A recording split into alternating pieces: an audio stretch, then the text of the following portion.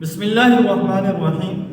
کسی نے پوچھا ہے کہ آیا یہ مسئلہ بتا دیجئے کہ انڈا حلال ہے یا حرام ہے۔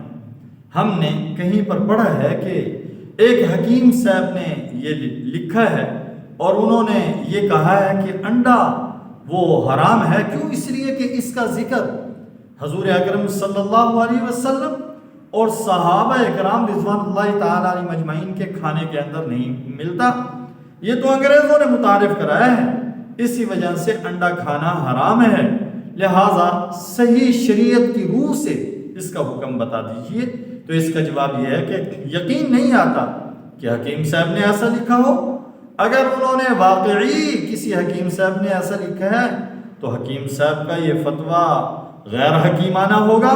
انہوں نے حضور اکرم صلی اللہ علیہ وسلم کی یہ مشہور حدیث تو سنی ہوگی جو حدیث پاک کی ساری کتابوں کے اندر موجود ہے کہ آقا علیہ الصلوۃ والسلام نے ارشاد فرمایا کہ جو شخص جمعے کی نماز کے لیے سب سے پہلے آتا ہے اسے اونٹ کی قربانی کرنے کا ثواب ملتا ہے، اور جو آدمی دوسرے نمبر پر آتا ہے اسے گائے کی قربانی کا ثواب ملتا ہے، پھر بکرے کی قربانی کا، پھر مرغی صدقہ کرنے کا، اور سب سے آخر میں انڈا صدقہ کرنے کا۔